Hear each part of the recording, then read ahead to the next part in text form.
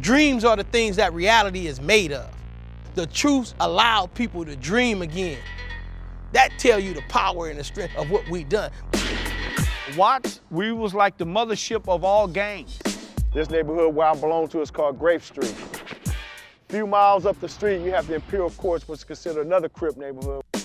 Man, this the projects, man. This is a whole nother fucking world, homie. You hang out in the toilet, you gonna get in some shit.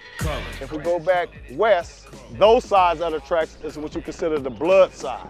You gotta understand that this shit is a way of life. It's individuals who gonna die at 55 and 60, still saying blood and still throwing up a gangbanger sign because that's all they know. These was the major four factions that was at war with each other prior to 1992. The late 80s, gang war was at an all-time high. It was about the colors. I mean, that was how we identified each other. We was representing blue, they was representing red. What separated us only is the train tracks. You had two choices in the 80s. You either accept the crack and use it, or you get money. I chose to get money. Check me out. We used to call it the bloody 80s. When you came outside, you couldn't walk out on the streets.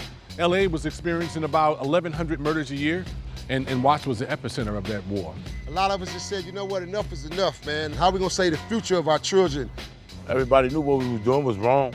We always was telling ourselves, if we unify the four major housing project developments in Watts, that we'll create a domino effect around the city, around the nation, which would go around the world. And April 28, 1992, history was created.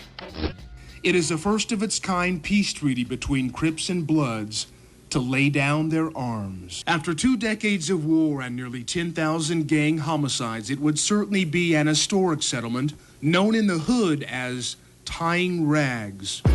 In the first 2 years of the peace treaty, gang homicides dropped 44% in Watts.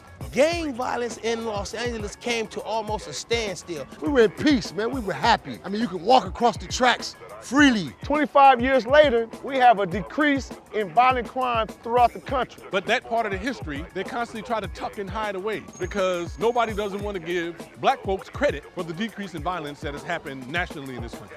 What you're hearing today is history, the uncut told story. And that's the power of the truth.